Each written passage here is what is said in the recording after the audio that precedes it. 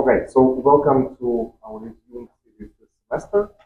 This is our first event, to be followed by at least 5 more. The next on the schedule is with Thomas Jensel on October 10th.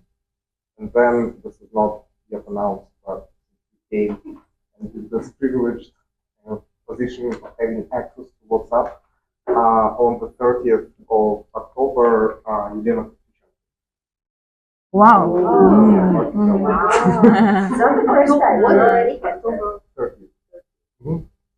So, sorry to run so far ahead of our schedule, but today with us is Anna Starobinets and Katherine E, whose book in the original and in translation we will hear in both languages, and also we will discuss and will, as always, culminate with your questions and Q&A at the end. So, a journalist, scriptwriter, and novelist, Anna Starobinets, is often called, I'm reading the biography of you that I was sent, Russia's queen of horror. She describes herself as writing horror, supernatural fiction for adults, and also fairy tales and detective stories for children. At least 9 of her books, including 5 titles for children, exist already in English. I don't know if this one is included. It's not. Right. So, more in reality. And her work has been translated into other languages as well. She's currently living in away from Russia in Georgia, where she just arrived from 3 days ago. Look at Him, the memoir we are discussing today, was a finalist for Russia's 2018 National Bestseller Prize. The book describes the authors or the narrator's struggle to find sympathy, community, and psychological support for herself and her family after the loss of her unborn son to fatal birth defect. Its publication ignited, as you can imagine, firestorm in Russia, prompting both high praise and severe condemnation, just for the author's willingness to bring up such long-taboo issues and discuss them publicly, such issues as marriage and family life, callousness and ignorance displayed in Russian society very often towards a situation like this. The memoir has also been credited with helping change the way medical practitioners in Russia now treat pregnancy, pregnant women. So Anna's translator, Katherine E, is herself the author of poetry collections. Among those, Woman Drinking Absinthe and Day of the Border Guards. She served as the inaugural poet laureate for Arlington, Virginia. That's very elite. She's translated Russian language prose from not only Russia but also from Azerbaijan, and poetry from Russia, Kazakhstan, and Ukraine. Her translations have earned international awards from the Grameen Foundation, Pushkin House in London, National Endowment for the Arts, among many others. Young's translation of the book we are discussing tonight, Look at Him, by Anna Starobinets, was awarded the honorable mention for the Health Prize for Best Translation in Slavic History and Eurasian Women and Gender Studies by the Association for Women in Slavic Studies, which is an offshoot of Slavic Association for Slavic Studies.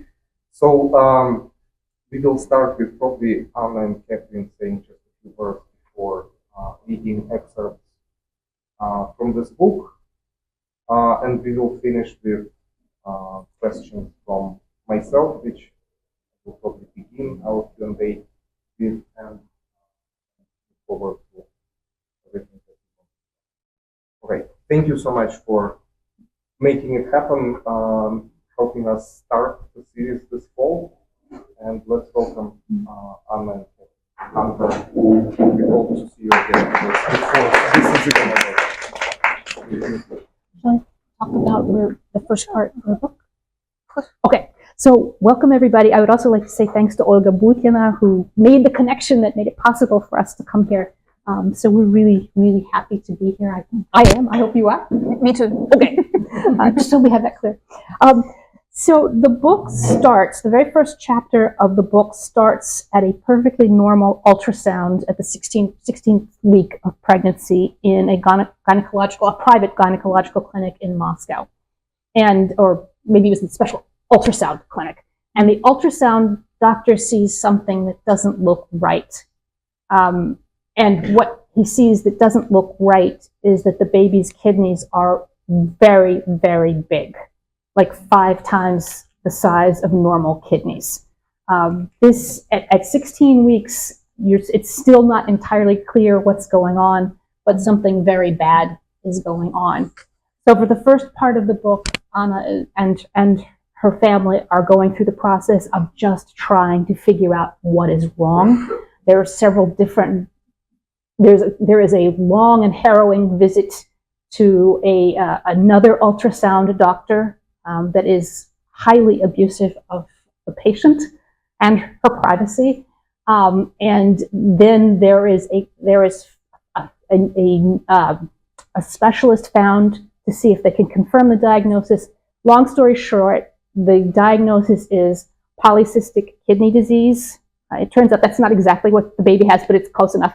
And what it means is there are big cysts in the kidneys. They swell up, they fill the stomach area of the child, and they compress the lungs. So the lungs cannot develop. So when a child is born with this genetic disorder, the child cannot survive because the lungs have not survived, and there's been no amniotic fluid in the pregnancy. It's possible to live past birth, but not for long, minutes, hours, but not long. So it's a fatal birth defect. And because of the influence of the Russian Orthodox Church in Russia, I think it was 2004, the laws were changed so that you cannot get an abortion after 12 weeks. Mind you, this visit to the doctor's office when the first evidence of the fatal birth defects happened was at 16 weeks. And by the time they could confirm what was wrong, it was 18 weeks. And then they went to a second specialist, I think at 20 weeks. 20. Yeah. And then they were faced with what to do. To do something about it in Russia, there was only one place that could do a medical abortion, and it was under not less than ideal circumstances. And so the choice was to do that, or possibly to collect a lot of money and go somewhere abroad, Israel or Germany. Yeah. Actually, the point is that if you are okay with your pregnancy, you can use just any private clinic you like, if you have enough money for that, and everything will be very European-like, or I don't know, American-like maybe. But if something goes wrong, you immediately find yourself in государственное, in state clinic, and it has. The state clinic has its own rules, which are very Soviet. Actually, they are preserved since Soviet times, and we call that punitive medical system. Is that correct? That sounds like. And there were two spheres in Soviet medical system, which were the most cruel. Those were gynecology and psychiatry. They were like the most punitive. So I found myself in one of those first, and then in the second as well. The problem is that you actually absolutely lose control over your body and your decisions, because it seems that you don't have any choice, because the doctors tell you that there is no choice of prolonging that pregnancy. For instance, I'm not religious, but still I would really love to have the choice, at least because that may be harmful for your health, and of course it is very harmful for your psychological state if you have to terminate the pregnancy in the middle of it. But it turned out to be no choice at all, and the methods that they used were very like, how to put that? Punitive. Yeah, actually, yeah, punitive. And so, shall we? Yes, I will just say that at the point where we're about to start reading, the money is being collected just in case they have to go to Germany or Israel or somewhere like that. But if the visas don't work out, if they can't get the money, they'll have to go through the punitive Russian system. And the first step of that is to go to your local gynecological clinic, it's a completely different health system than what we have here. But that's the sort of entry point for all women. It's based on where you live. It's like your local library or something like that. That's the point of entry into the healthcare system for pregnant women. I'm seeing people grimace at that. It's not like your library at all. It's a very different thing. But that's how you access healthcare for a woman into the women's clinic. So Anna's going to read just a little bit in Russian. And they are going, so they think they're going abroad, but they're not sure they can do it. And so they're seeing what the Russian system is like. Okay.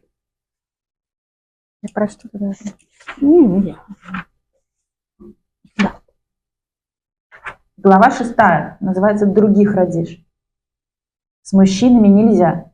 Мрачный крепыш в сером свитере преграждает нам путь. Это охранник.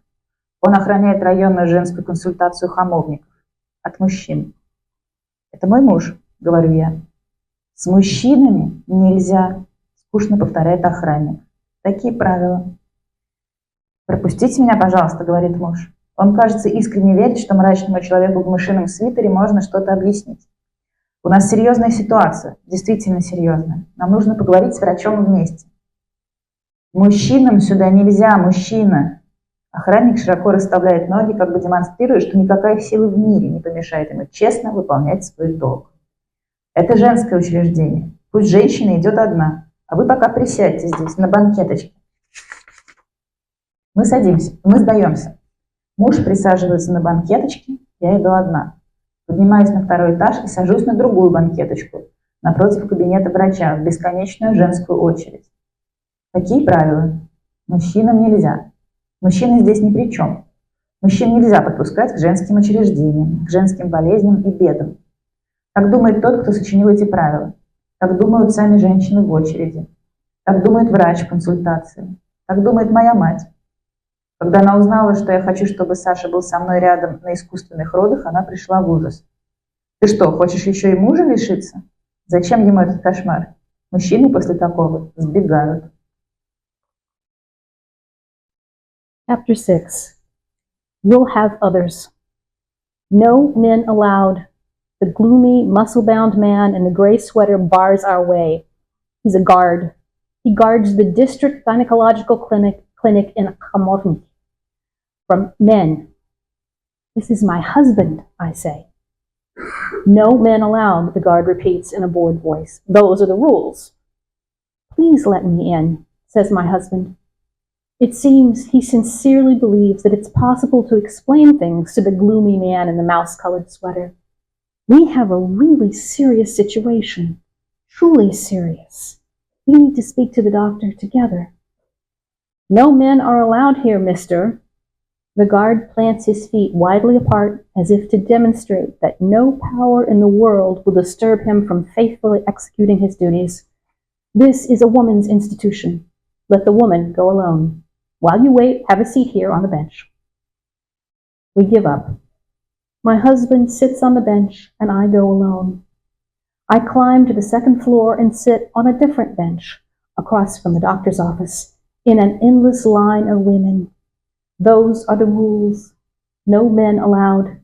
Men have nothing to do with this. No men allowed to come close to women's institutions, to women's illnesses and woes. That's how the people who devised those rules think. That's how the women in the line think themselves. That's how the doctor in the clinic thinks. That's how my mother thinks. When she found out that I wanted Sasha to be next to me at the induced birth, she was horrified. You want to lose your husband too, do you? Why does he need to see that nightmare? Men disappear after that kind of thing. The obstetrician gynecologist serving my microdistrict is, in essence, a good woman. Hearing about polycystic kidney disease, it seems she sympathizes with me absolutely sincerely, and she even tries to comfort me as best she can. She unleashes a flood of folk wisdom on me, most of which I've already encountered in chat rooms. She says, "Don't cry. You're still young. You'll have another one, a healthy one." She says, "You'll terminate now, and in a year you'll be pregnant again. You won't be struck by bad luck twice." She says, "God tests us according to our strength. If he gave this burden to you, it means that you can bear it." Then she says, I have to immediately go through a medical council to receive permission, termination, and check into the specialized hospital. She looks for my pregnancy checkup record and can't find it. There is no record. That's entirely my fault. I really had registered the pregnancy at 8 weeks, but I didn't go to the clinic after that, preferring those private doctors to her, and naturally, during that period, my record disappeared. But she forgives me. Now we'll quickly set up a new one for me, because I have to immediately be registered anew. So look, this is what we'll do. You go downstairs now to the registration desk, and they'll set up a new checkup record for you. Then you'll come back here, I'll register you again and give you a medical referral. With it, you visit the doctors in the district polyclinic, the therapist, the dental surgeon, cardiologist, because your pulse is simply racing, the otolaryngologist, the optician. They have to fill out this checklist. Bring it back here. Otherwise, without this checklist, I can't hand you the checkup record. And your husband also has to go and get an x-ray of his lungs. Then we can convene the council and... I still haven't decided, I say quietly. What haven't you decided? Whether I'm going to terminate this pregnancy. They told me that if there's any amniotic fluid left in 2 weeks, then there's a chance. What are you talking about? Barks the good woman, but immediately softens. As before, she's sorry for me. She looks at me as if I'm crazy, as if I'm an insane Ophelia who plaits daisies in her tangled hair, singing to herself, instead of running immediately to the district polyclinic with the checklist. She hasn't decided. She has a child. Do you even understand what will happen in your life if you have this child? You'll be completely disabled, very seriously disabled, a freak. And you'll be all alone with him. Don't you know husbands don't stick around long with one of these kinds of children? Don't even think about it. Later, you'll have a healthy one. So, now, off you go, the registration. But all the same, if the amniotic fluid remains, I plan to have this child. It'll be clear in 2 weeks. If the fluid remains, 2 weeks? You don't have 2 weeks. The clock is ticking. In 2 weeks, he'll probably already weigh 500 grams. And when they weigh 500 grams, by law, the doctors have to save them. Do you understand? Say you have him. They'll torment him, resuscitate him, and all the same, he won't be able to survive. Do you need all that? And if he weighs less than 500 grams? Unexpectedly inquires that other businesslike and collected maid. Then what? Then he'll be born dead, says the good woman. And now, go to the first floor to the registration desk and set up your checkup record. I go to the registration desk, icy and somehow not fully whole, like a piece of wood that snaps in frost. Opposite the registration desk, my husband sits on the bench. Well, he leaps up. I have to set up a checkup record, I say stupidly. The benevolent old lady behind the registration desk enters my information into the computer. How long have you been pregnant? 16 weeks. She presents me with some kind of paper with which I have to go back upstairs to the gynecologist's office, and a gift pack. In it is a sample of cream for stretch marks, an advertising brochure for the maternity hospital, and a disposable diaper. I look at the disposable diaper. I look at it a long time. So long that the wooden and businesslike me manages to get bored and disappears somewhere. And the overwhelmed and spineless me begins to cry and to say to Big Badger, my husband, I don't want to kill him. I want to have him and put this diaper on him. The baby inside me shudders slightly, like a moth caught in your hand. Ma'am, we have pregnant women here, says some woman in a white lab coat, who up until now has been silently observing us reproachfully, and look how you're carrying on. Big Badger stands between her and me, and he hugs me. He strokes my head, and he whispers, let's get out of here. For that, he sat there on the bench 2 hours, so he could hug me and take me away from that woman's hell into the cold autumn darkness where people of both sexes can go. That same evening, my parents, who until now thought the idea of running away to charity in Berlin was absurd, call and say they can give us a large part of the necessary sum. They've also read the stories in the chat rooms about late termination of pregnancy. Friends promise to lend us the rest of the money. We buy airplane tickets online. By some astonishing coincidence, the cheapest turn out to be for that same day when we have the final ultrasound scheduled with Dr. Malmberg. We decide what to do. We'll take our suitcases to the ultrasound. If the amniotic fluid remains, we'll simply lose the cost of the tickets. If there's no fluid, we'll go straight from the clinic to the airport. Little Badger will stay with my parents. Unfortunately, folks, almost no amniotic fluid remains, says the doctor. We go to the airport through a slush of snow and mud. We sit on the plane. In the window is dark, icy emptiness.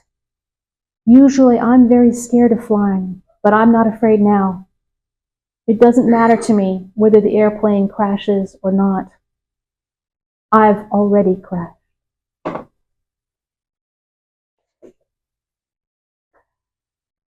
Questions?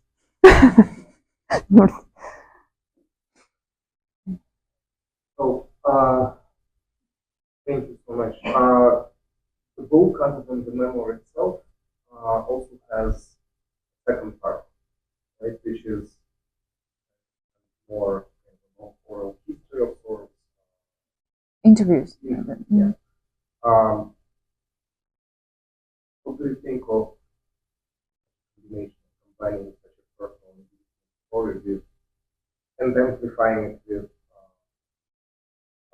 people who not necessarily have anything to do with this story itself, but runs into the topic? I'm not sure there is the second part in the English. It is. It is? Mm-hmm. Okay.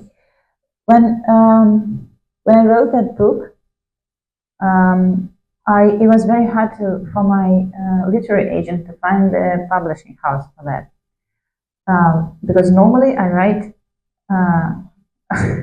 either books for kids, like Beastly Crimes Chronicles, books about badgers and badger cats and various beastly crimes in the woods.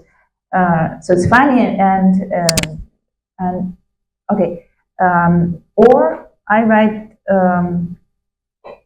sci-fi for adults, dystopias, various like mysterious short stories, and I have never written any non-fiction documentary books before, and of course I never ever had I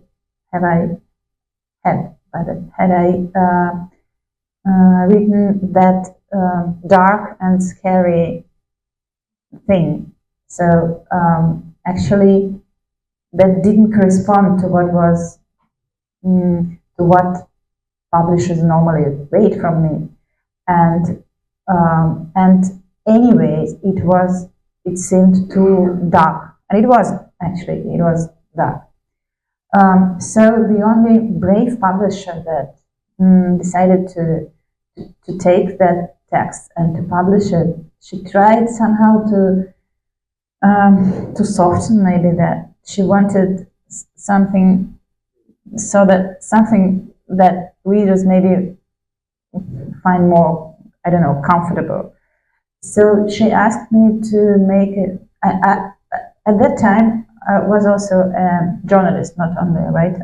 I worked in a magazine, and so I was good at making interviews, actually. So she asked me to make the second part, also documentary, but she asked for the interviews with Russian doctors and with German doctors, because the story ends with, actually, by the time that this book was published, I already had another, like, this lady was right, because after that I had another baby who was healthy, and still it was very hard for me to come back to all those places to talk to the doctors. Now, not as a pregnant woman, but as a journalist. But I did that. I'm not sure, actually, I'm still not sure that that part was necessary. Although I think the result was very interesting, because none of the Russian doctors and clinics agreed to talk to me about that. I think I even wrote that in that second part. There was a short notice.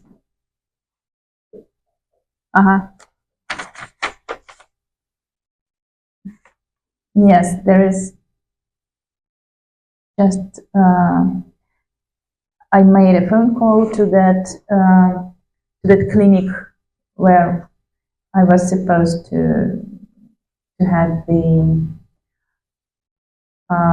pregnancy, to have my pregnancy termination if I made it in Russia. They asked me to inquire properly to write them a formal email, which I did, and well, they refused. Like no one was ready to talk on the topic, because it is really a taboo. That was the reason why the book was criticized, and that was the reason they were all silent. So I went to Germany, and all those doctors in Charité, where I terminated the pregnancy, were very eager to talk to me, and they showed me around, and so I knew much more than I knew when I was that woman. I knew that they had a lot of research. For instance, the book is called "Look at Him" because in Germany they kept proposing that I should look at the baby after the pregnancy is terminated. And I was very afraid of that, and I was sure that I'll have nightmares all my life after that. But afterwards, it turned out in interviews that they had a huge research, psychological research, about how women feel if they do look at those babies and if they don't.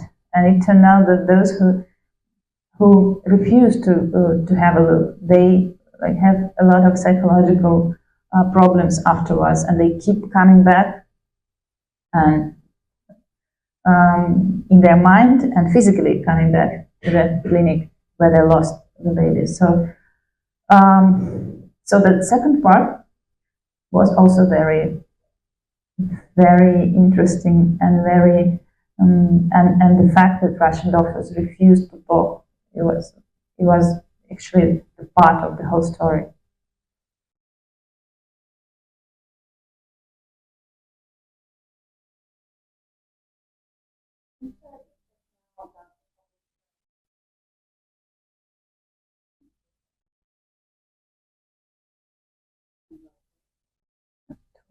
To soften the soften of writing. So, Do you mean soften, or do you mean just make it less bleak? I think would be a better way to put it. I read that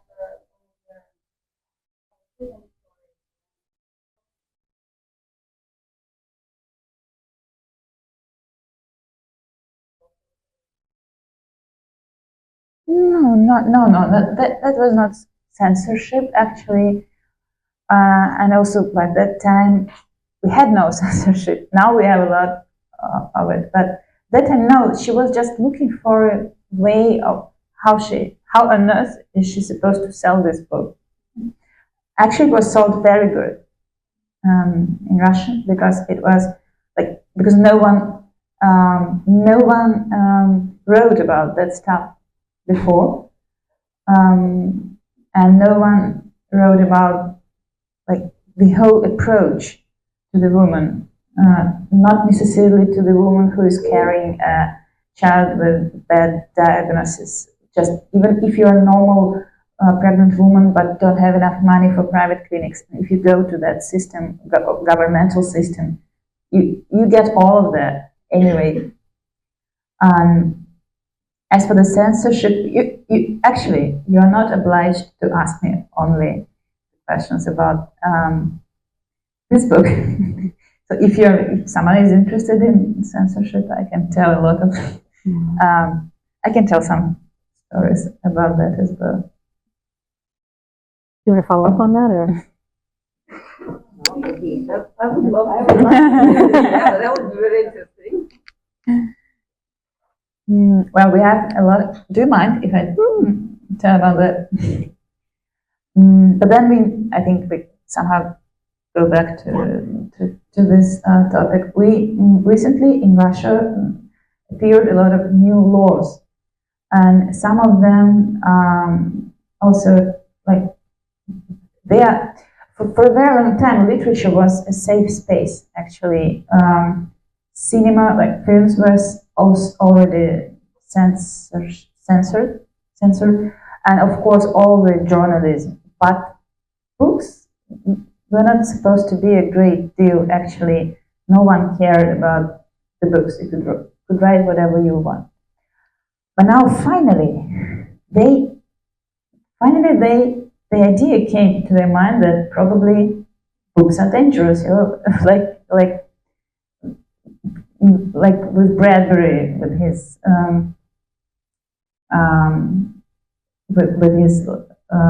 books on fire. So a lot of books are now, so to say, on fire. First of all, we have a law about the LGBTQ plus propaganda.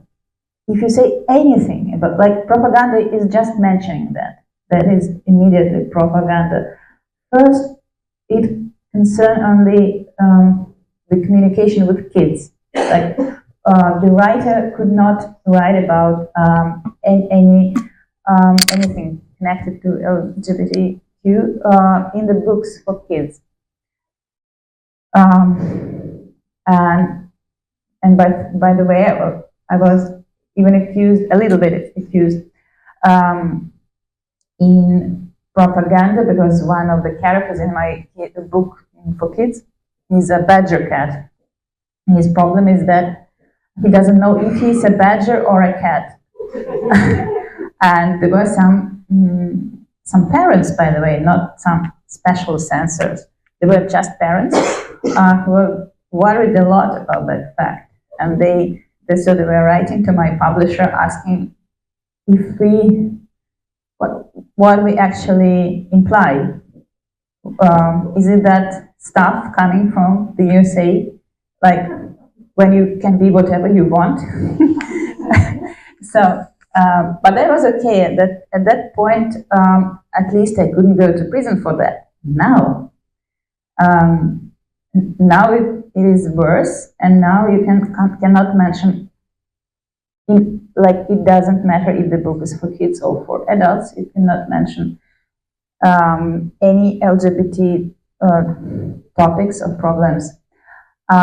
So the book I'm currently working on is sci-fi, actually, about not werewolves, shapeshifters. Is that correct? When a person turns into various animals, for instance, not necessarily wolves, but it is about shapeshifters, and it is a story for young adults.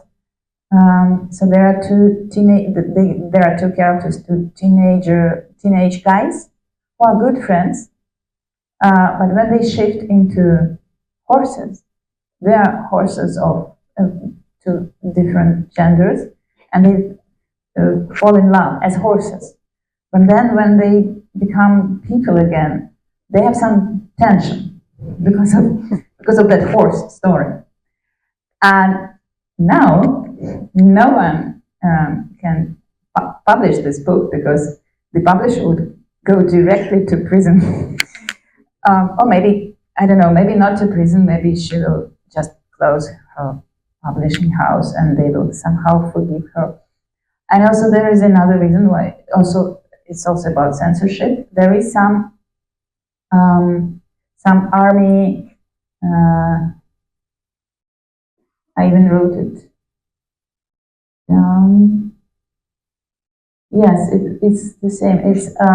There is some Russian army and government discrediting. There's also a new law about that it's prohibited to discredit Russian army. Actually, discrediting Russian army is saying anything about Russian army but for its being great.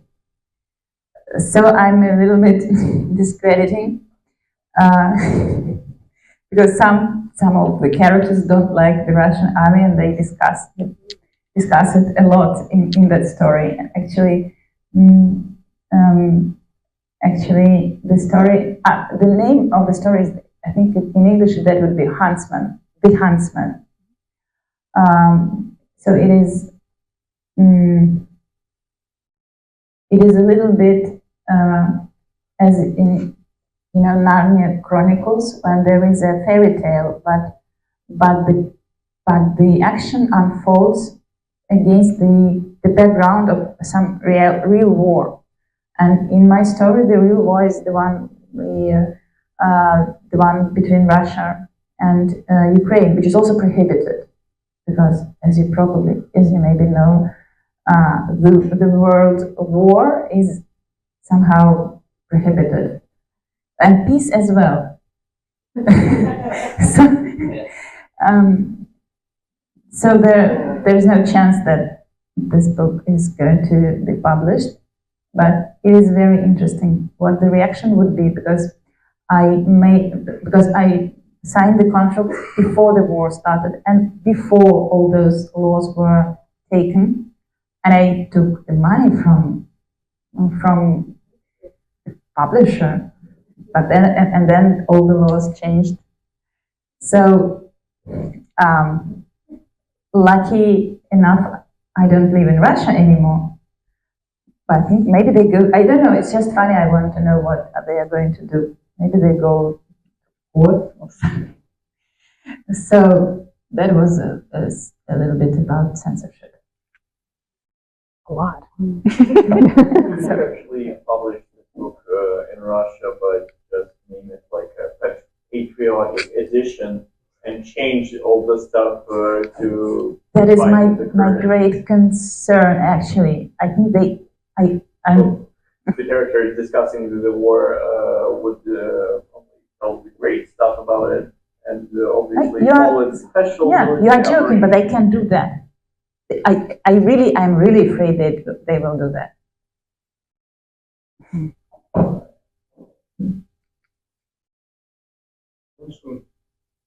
Dystopias, of course, which are always known for modeling the language communication of people.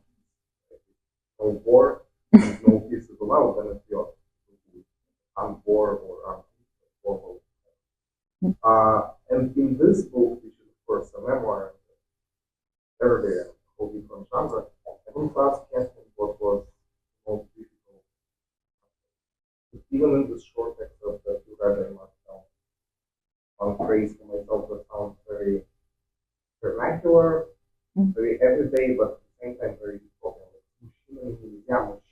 Mm-hmm. Right? Mm-hmm. Translators obviously can say, all men are wild men. Mr. So is that Uh-huh. how much of a challenge? This book was not that much of a challenge that way. I mean, there were moments, and in fact, we're going to, if we have time, we're going to read you another section that has the hardest challenge, which has a song lyric in Russian that has to be rendered a certain way because the English is the chapter title as well.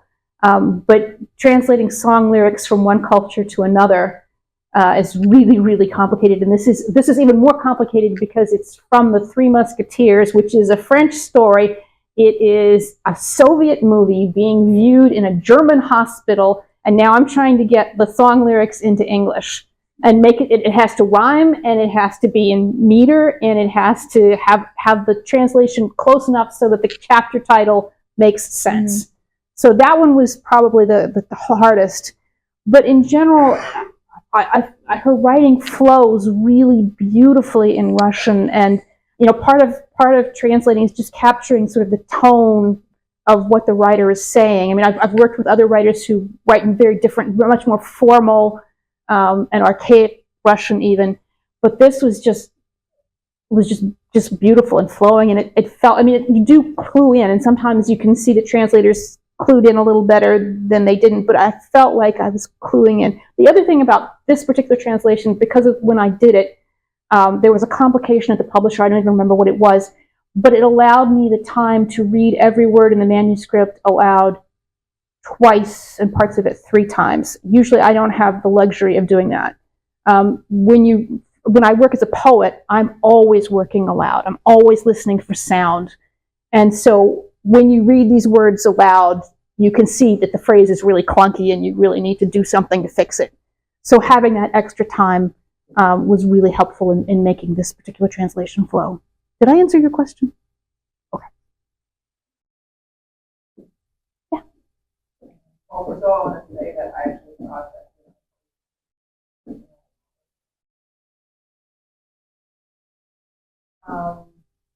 And I want to ask that there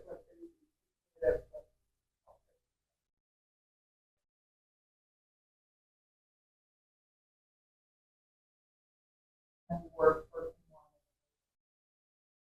and I wanted to ask, this is the only book that you wrote. What extent writing that book like?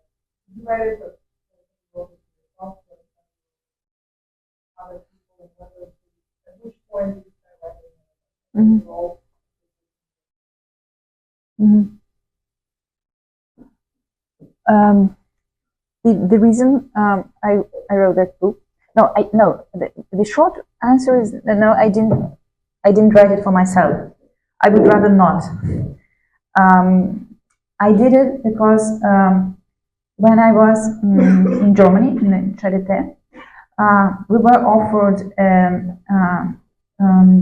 were offered some psychological help, and we had a session, even 2 sessions, with a therapist, right? With a therapist there, and in her room there was a bookshelf full of books on the topic and how to cope with this situation, what to do when your hands are empty, like you were expecting to have a baby and now your hands are empty, and a lot of that, and all the aspects of that, and I don't know, I'm a person of text, like texts help me. If I have some problem, I want to read a text about that. So I tried to find books in Russian on the topic, and there were none. And I thought that maybe it is kind of a social duty, my social duty, to do that, because at least when I write, well, I'm not. I never wrote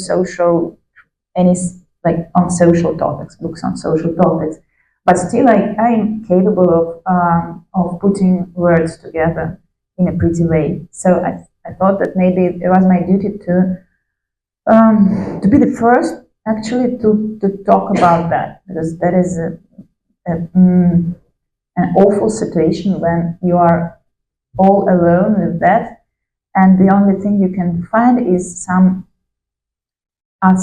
like endless discussions on forums and on social networks, which are very aggressive, toxic, and I think harmful. So I thought that maybe my personal story would be and breaking the silence itself would be a good thing to do, because you live with that understanding that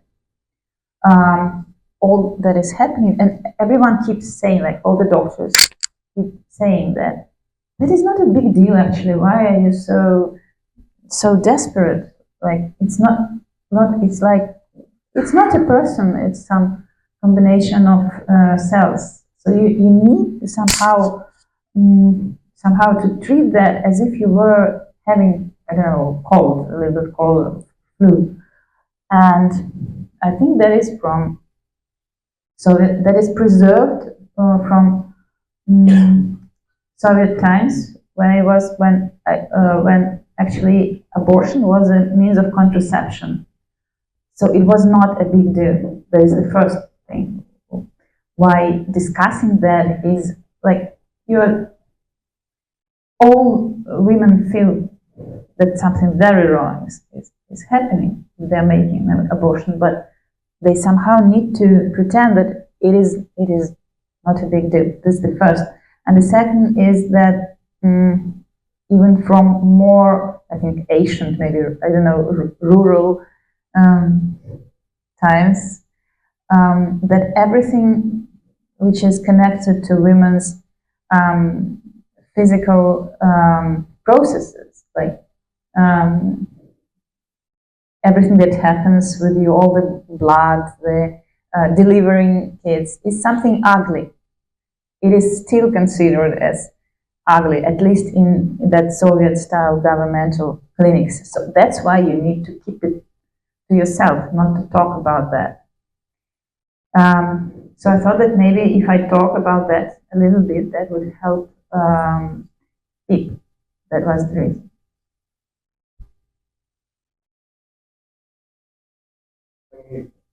Follow up on this parallel between psychology and psychiatry. Of course, at some point, for psychiatry,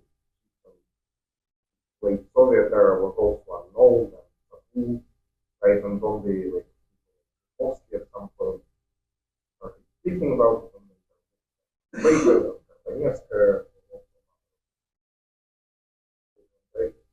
one of them was with her manifestation of the red square. So it's kind of together from the very beginning, but for psychiatric treatment got publicity and the world found out. Do you think this would be today, personal parallel, historical periods? Is that something? You mean like psychiatrical? No, the issues that you book about. The probably much deeper seated taboo from the topic of pregnancy, male process. And this is more specifically Russian.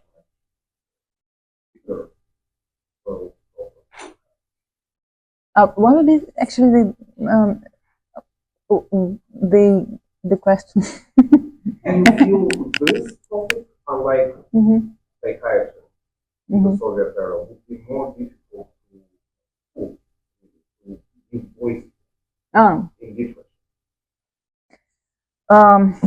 In a way, yes, I think, because psychiatry is only this punitive psychiatry is only about the relationship between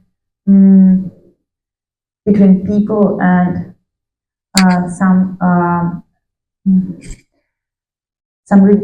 like those who regulate your life and normal common people who need to obey or somehow to oppose something to that.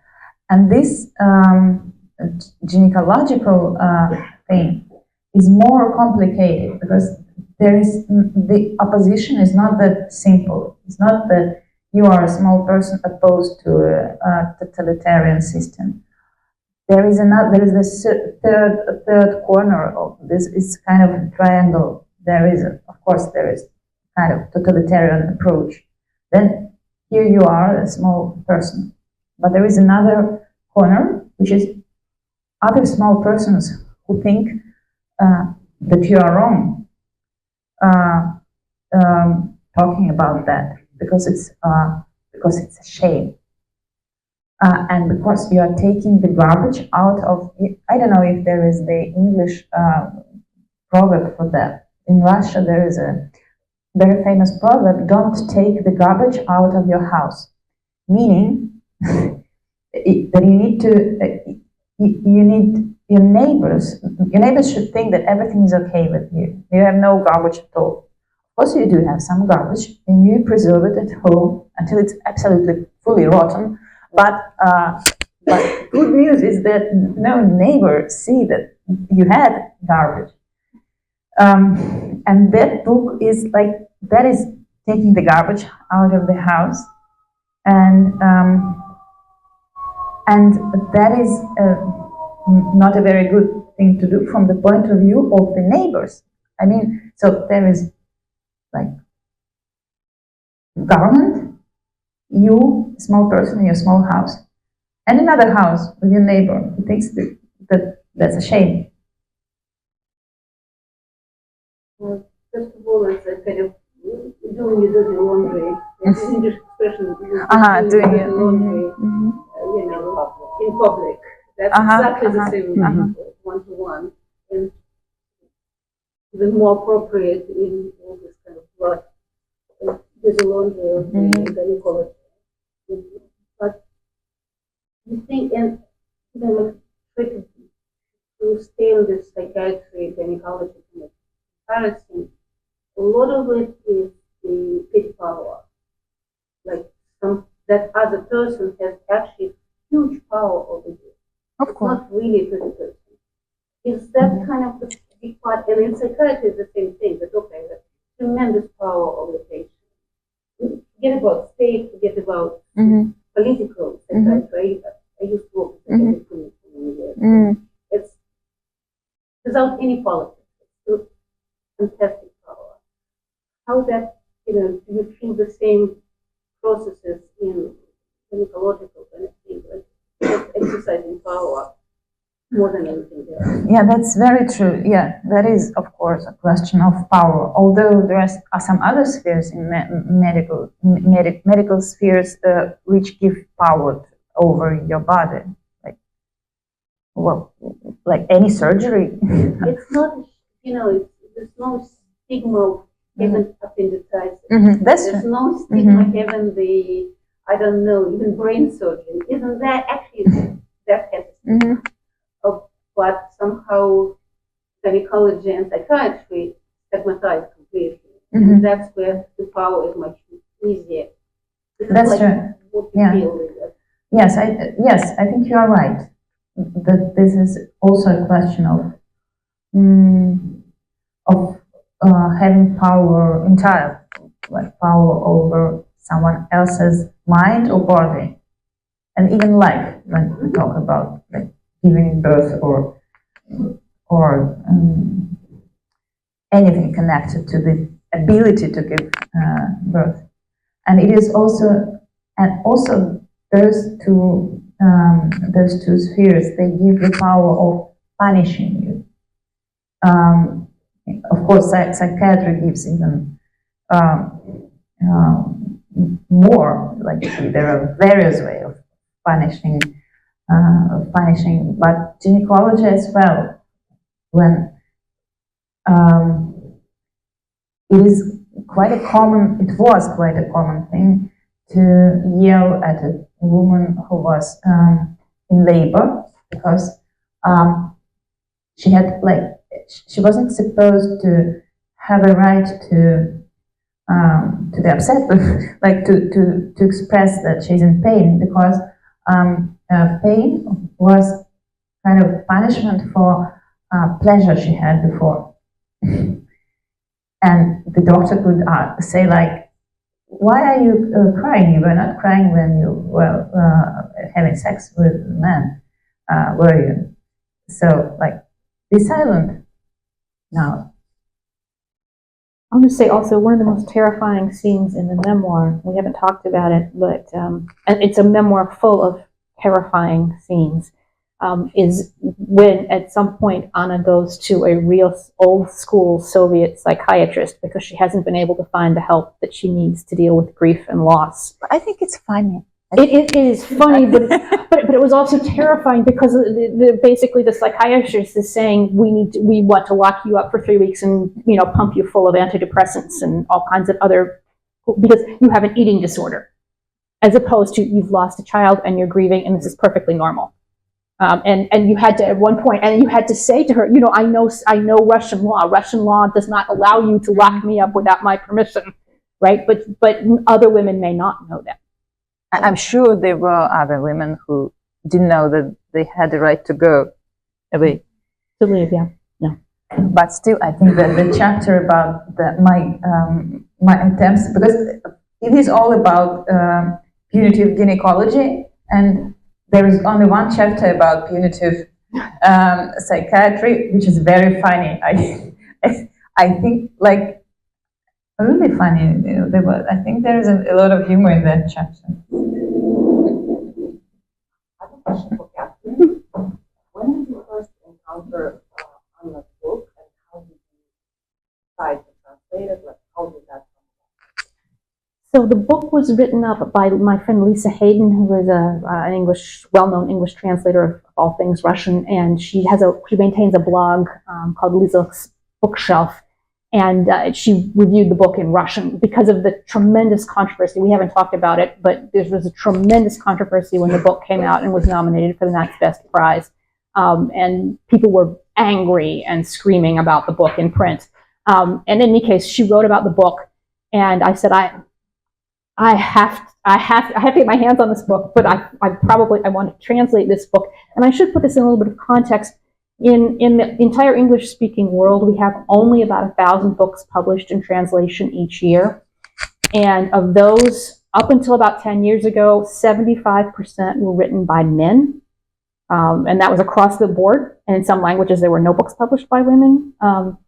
And that has changed a little bit in the last 4 or 5 years. There's been a concerted effort to get more books by women published in English. And we're now roughly at parity, 48%, 52%, which is an amazing, there was a serious campaign made to get women's writing published by booksellers and translators. And it's called the Women in Translation Month, which we just finished up in August. And there are now a lot of readings and other things associated with that. But so that was a long struggle. But in the Russian sphere, we have, according to Lisa Hayden's statistics, we have roughly 60 books published every year translated from Russian, and a good percentage of those are the classics republished, like Dostoevsky, Tolstoy, and all that sort of thing. When you break it down, the same transition that we've seen in publishing as a general rule, roughly 50-50, has not happened in Russian. We're still only getting about a third of the books were originally written by women. So when you're talking about 60 books, we get maybe 20 a year. And so, I mean, I wanted to publish a woman writer. I wanted to publish this book. I was very lucky that we were soon after Lisa's review came out, we were in Moscow, and I was able to meet with Anna's agents at the time. But then, so I got permission to translate the book, which is the first step. But then here I am in the United States with a book about abortion. Who is going to publish this book? And it's a book, it's not just about abortion, obviously. It's a book about grief and loss of a child. And that's a very hard concept for a lot of people to wrap their heads around, that these two things together.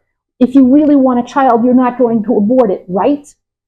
And then there's the whole question of, people who face this situation, the child is not going to survive. The child is going to die in extreme pain. So how do we regulate that? And especially, how do we talk about that if it happens after your abortion cutoff, which in this country keeps creeping lower and lower and lower. I mean, at 6 weeks, you have no way of knowing this is going to happen to a baby. At 16 weeks, you start to see. But and the other thing, of course, is the numbers are quite low.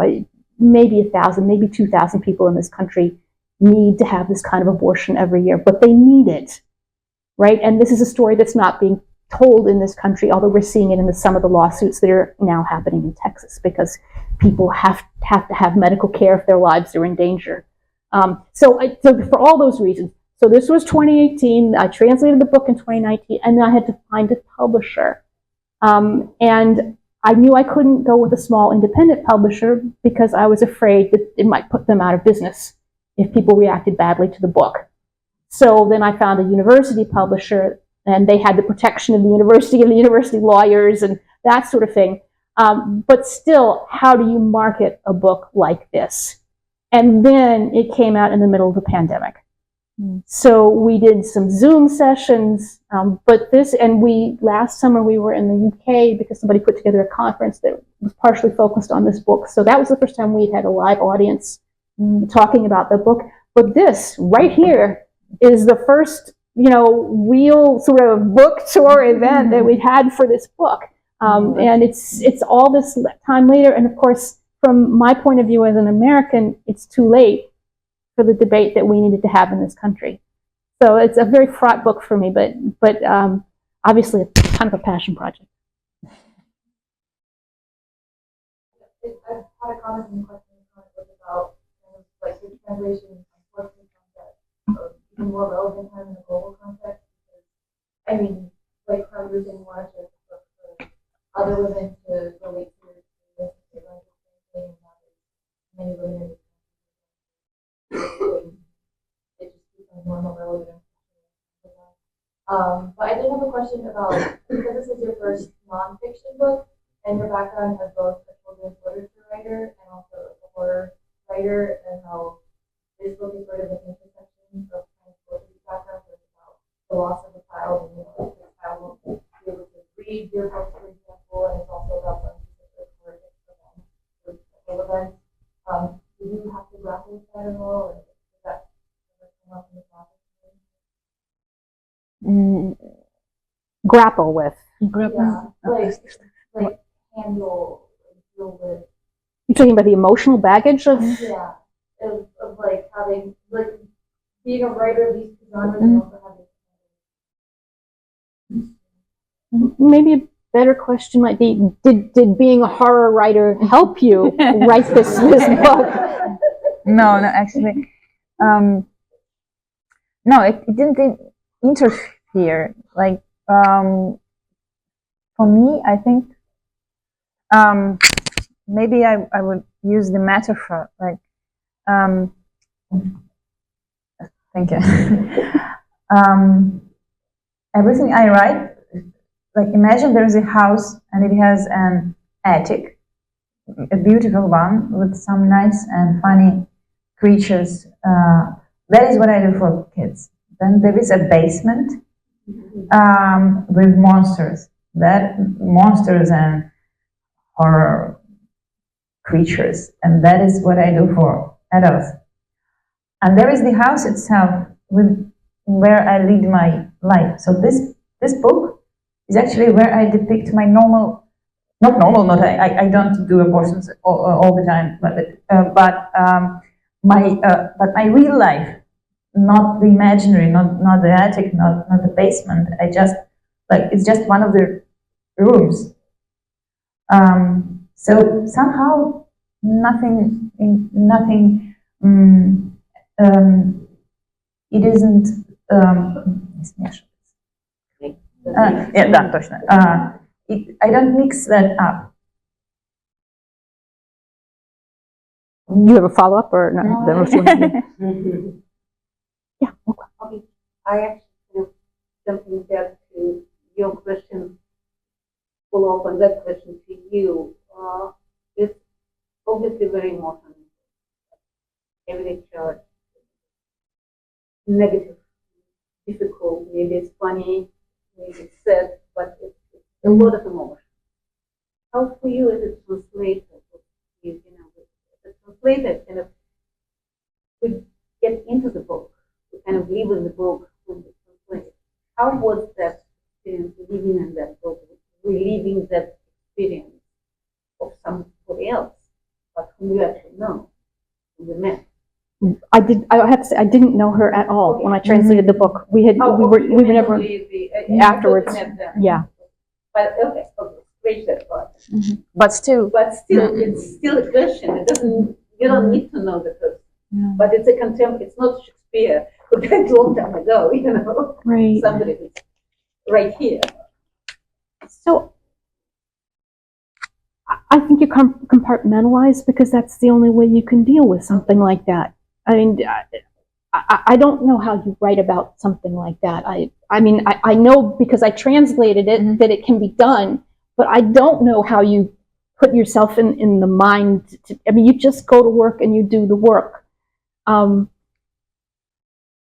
other thing I'll say is, after a year or so of working on the book and reading it aloud and having it published, we went to do this Zoom event when it was released. Anna had COVID, and it was 2:00 in the morning Moscow time, and she said, "I'll come on for 5 minutes. I'm really sick." And she stayed for over 2 hours, and we talked to people on Zoom about the book.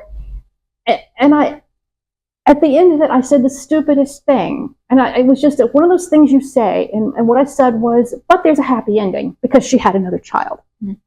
After all of the time working on this book, how could I be so stupid, right? to say that that's a happy ending. And I feel like translating this book, as translating all the books that I translate, I learn things, not just when I'm doing it, but then afterwards thinking back. I mean, that's the fun part of translating for me. The actual, how do I get this verb into English in the right tense? That's not much fun. But the living, walking in somebody else's footsteps and trying to be empathetic and trying to, see what that teaches me. That's the fun part for me. Yeah. Following up on that, right? When you first, I mean, I follow Anna on Facebook.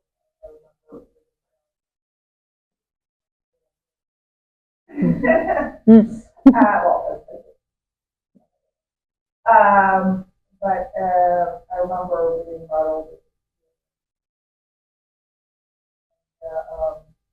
Anyway, like in his first, about it.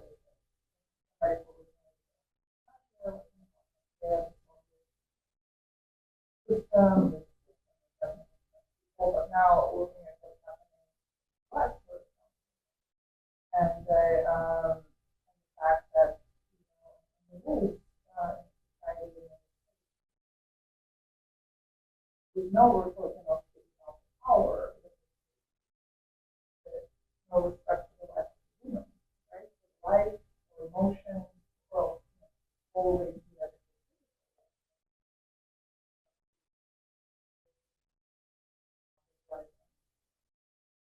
so I'm learning from what they're experienced. So what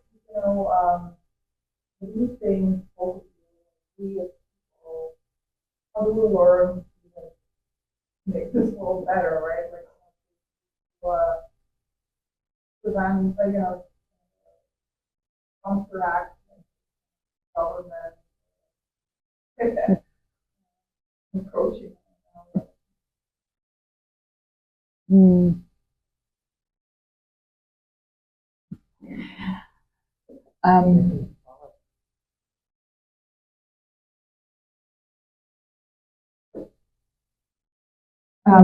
Is that okay? Could you just repeat the ending of the question? Yeah, Louder, a bit louder. Yeah. Okay, sure. No, I'm just like how in the world, right? That we're especially in this question of power of the government, not only Russia, very much West. How do we, as people learn from Anna's experience, and then kind of like reader, how do we try to create a world where things don't happen, right? Or we are kinder, right?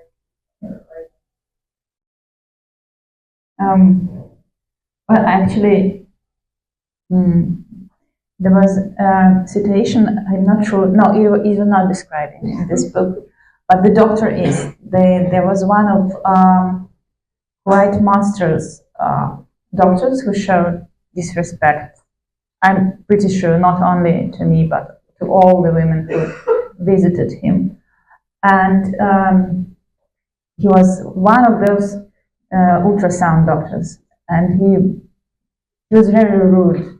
There were two guys. One of them invited 15 students to the examination room. One who was making the ultrasound. Another one was just yelling because I went to the first guy and his 15 students and didn't wait for him.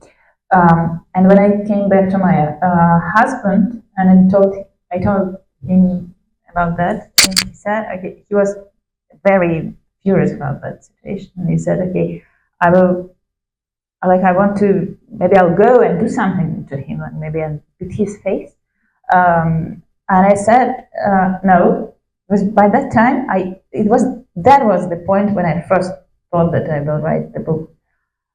Maybe not the book, maybe I thought I will write an article or something, but I was pretty sure I'm going to write something. And I said, no, please don't do that. I will beat him with words. I think this book is like fixing things with a very powerful weapon, which is the weapon of words. Actually, after it was published, there were a lot of changes, which surprised me a lot. But it made things better, at least in Russia, at least in Moscow, I'm sorry, not unfortunately, of course, not in whole Russia, and I'm sure it's that in some small towns somewhere in Siberia, it's worse, much worse. But in Moscow, they even built a special clinic for women like myself, for pregnant women with unfortunate pregnancies and with babies that had bad prognosis, so that they could deliver them or make an abortion, whatever they want, so that would be the place where they could make their own decisions, and the doctors would be obliged to help them, and that help would not depend on what they decided. Because my problem was that they said, if you decide to prolong, we are not going to do it. Well, don't come. We don't want to see you anymore, and we are not providing help. So I think that was the only thing I could. I'm absolutely incapable of anything else but telling stories. So, but it turned out to be quite powerful. Just telling. Also, one of the guys was fired. Yeah, one of the guys was. There was another funny story about this very funny book. So there was the clinic. There was a private clinic that is also described in the book, because all those ultrasound doctors were settled in it, and I mentioned all the real names of all the doctors and the real title of the clinic, the real names of all those professors. And I was expecting that maybe they will try to sue. They will try to sue me. I'm very sorry for my very poor English. I haven't used it for quite a long time, but I'm doing my best. So so I mentioned the real names, and I even was not really afraid of that maybe they'll go to court and sue me. I thought that maybe that would give even more publicity. to the book, but I was curious if they are going to do that. And I was especially curious about those 15 students that were invited to the room. I was wondering if that would be the case. I was wondering if they would betray his professor and say, like, yes, we were present, that is true. Because I was sure he will say, I'm lying. I had no proofs. I didn't make any recording of that or anything. So I thought that this is how it goes. He'll say she's lying. I'll say, okay, no, I'm not lying. And then we invite those 15 students and they say, like, and then we see who they are. But it was absolutely, it all went in another direction. Because the assistant of the director of that clinic called me by phone. And it started as I predicted. Like she said, like, we have a problem here. You were lying in your book. I said, okay. So you insist that Professor Demidov never brought 15 students to my ultrasound. You said, why? No, of course he did. He's a professor. He needed to show the interesting pathology to his students. No, why? Of course, yes, he brought. And then I asked, and what's the point? What is the lies? She said, okay, in your book you mentioned that you had to buy the plastic slippers. Slippers? Yes, slippers. How? Shoe covers. Shoe covers. Shoe covers, Shoe right? covers. Plastic shoe covers, because in Russian, in governmental Soviet-style clinics, you always need a shoe cover. This protects your life. This is very important. So, and there was an issue with those shoe covers in the book because I wanted to the toilet. When you're pregnant, you need to the toilet more often than normally. So I wanted to the toilet, and they insisted that I should have those shoe covers. And in the book, I wrote that I first went to the toilet and then I bought them, which is kind of breaking the law in that clinic.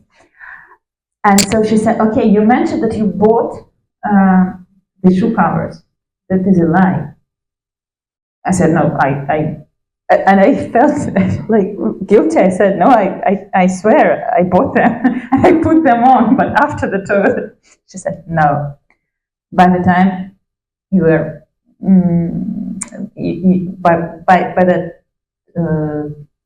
by that year, we already stopped selling shoe covers. We gave them for free. So.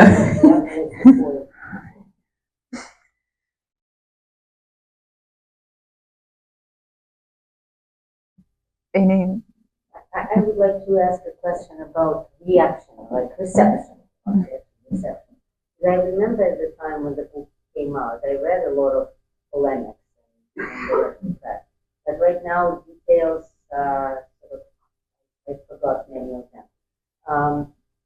The negative reaction in discussion by real critics, not by, chat rooms. They were both men and women. And that's a good question. What were the arguments? That's a very good question. They were totally women. Maybe there was one man or two, I don't know, but like 99% were women. And most of them went through the same thing some time ago. What they were saying was that they went through that and they were silent because it's a normal thing to do. So they were furious about they were furious that I dared to talk about that, because they really kept, they really tried very hard to be silent, not to betray the system of silence which is necessary because it's a kind of Spartan ideology that if you are a person that is worth being respected, and if you are a brave person, if you are not a if you're not weak, if you're strong, and you need to be strong, you don't show your sufferings, and you need to keep it to yourself. Like in Sparta, when the small fox is biting you, if you are a strong person, you don't need to show that. Like you should behave as if there is no fox biting you, biting your stomach. And this is the same because they really tried very hard to behave in a decent way, because that is what is decent in their perspective. And so they didn't feel that the purpose of my book was to somehow protect them. They felt that it was an insult, because it turned out that they also could talk about what they felt, and they didn't. And now I'm like, and who am I to do that? If they had no right, why do I have this right? Another thing was that they kept saying that I'm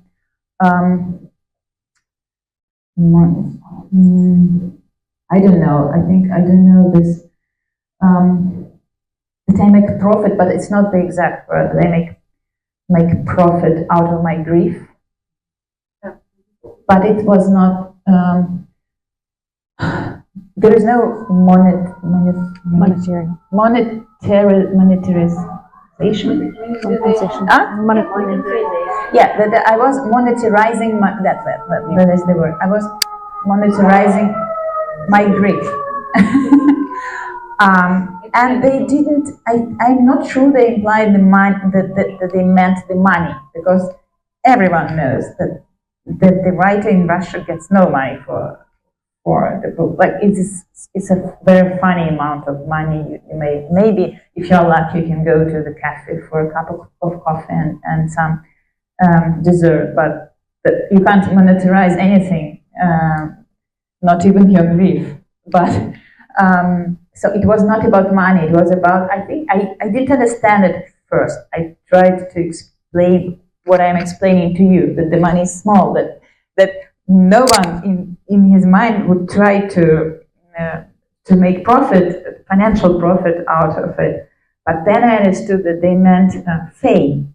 Like my profit was being famous because of that story of grief.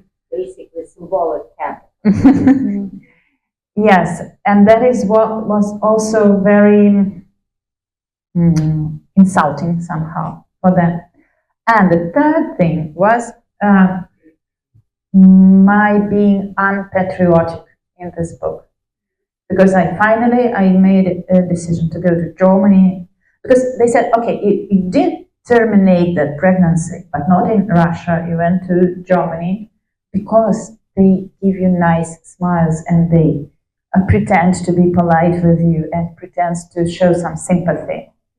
But the point was that I insulted Russian doctors who never pretend. They say all the truth, but they have hearts of gold and hands also of gold, and I showed disrespect to them. And that I took the garbage out of the house, and here the house is the whole Russia, like because the book was translated, so there is a huge amount of garbage which is now seen not only by your neighbor but also by someone like over the sea, which is of course a crime.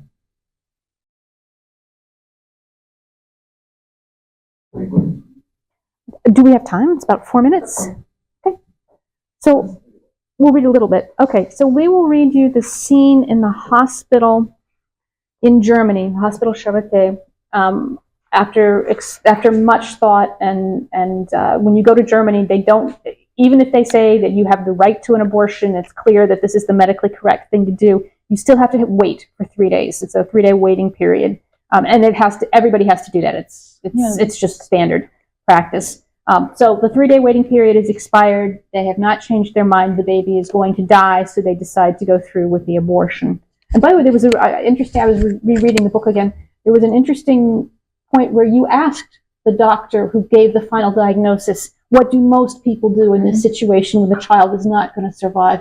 And he said most carry it to term. Yeah. But of course, if you think about that for a Russian in Germany, you know, you're finding out it's 22 weeks. I mean, that's many, many months you would somehow have to stay in Germany because the Russians are refusing to treat you if you carry that child to term. In other words, even if it's a high-risk pregnancy and your life is in danger, they've told her they will not treat her if she decides to carry to term. So it's an economic question, and of course there's a daughter and back in Russia, and so they make the decision to terminate the pregnancy, and they go through with it, and they start taking the medications. And so this is in the labor and delivery room, which is amazing because your husband comes and stays, and that's not something that would have happened in Russia as well. After the third tablet, that's the third abortifacient, at 6 p.m., serious pain begins.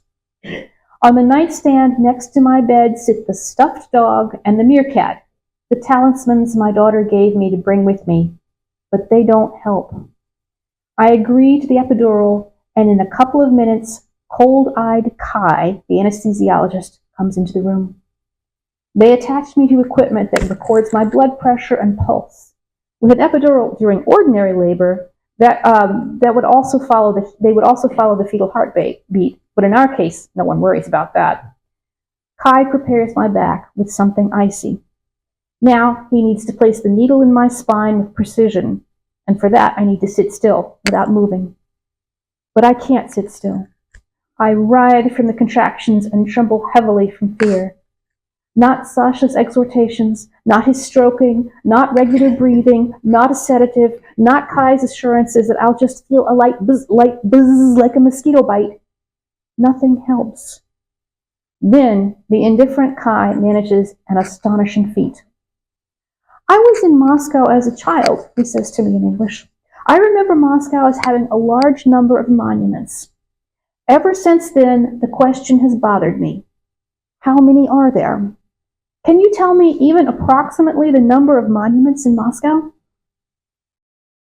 Introducing the unexpected is, in my case, an excellent method of distraction.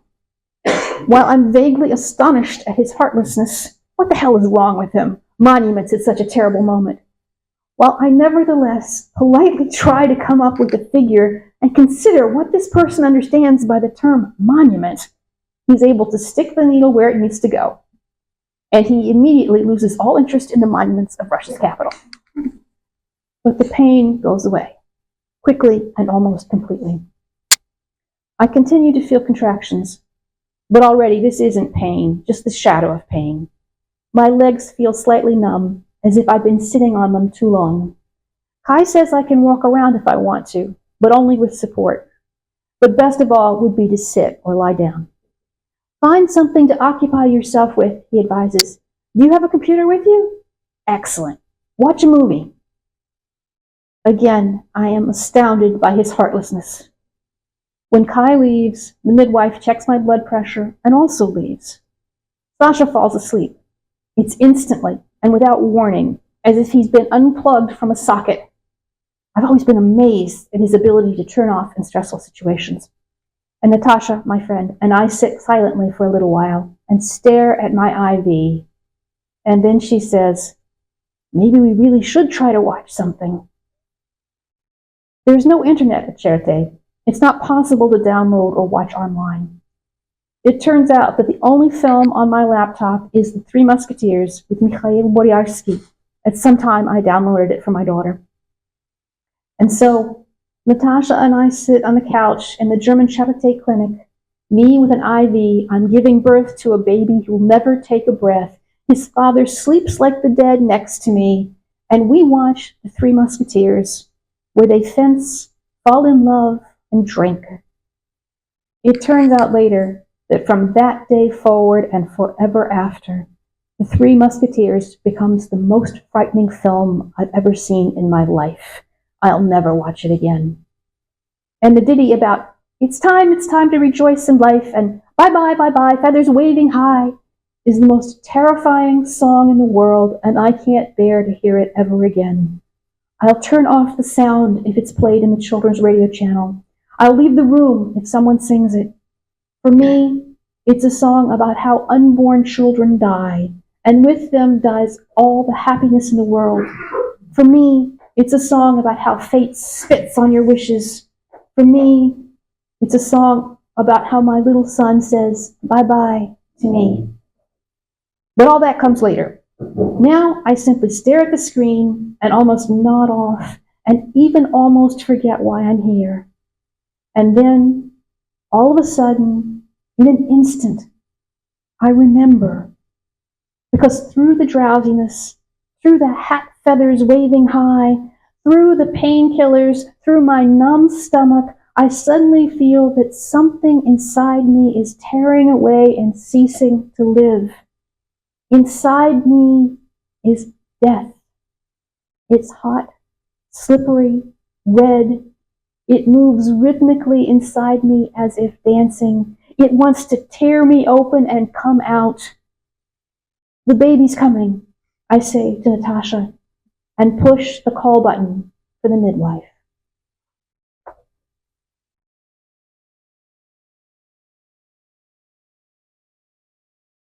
I'm sorry.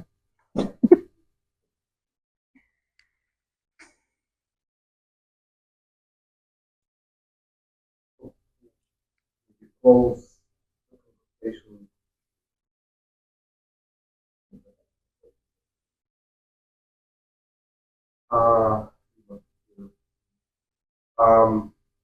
If I may just switch to something present day, perhaps.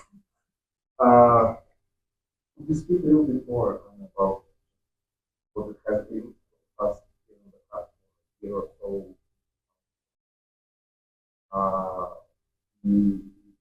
In touching with the reader, but also perhaps leadership in Georgia. Yeah, people who live there, but also local population. What is it like now for author? Yes, me and my two kids, my daughter who's now 18 and my son who's 8, we moved immediately after the war started. Like we moved to Tbilisi in early February, or early March, I'm sorry. And more or less live there. At least that is our center. That is the center of our life by now. Well, it is a complicated place because, well, on the one hand, it is marvelous. It is warm. It is beautiful. It is the food is good. The people are mostly kind. Well, they have this very traditional inner law of hospitality, and it really works, even if they're not very happy that this crazy amount of Russians and Ukrainians appears in their rather small country in such a short time. But it is, well, you can feel very well that there is still that this is a territory, still a territory of a huge trauma, like this post-Soviet trauma of those countries who were abused by the regime, and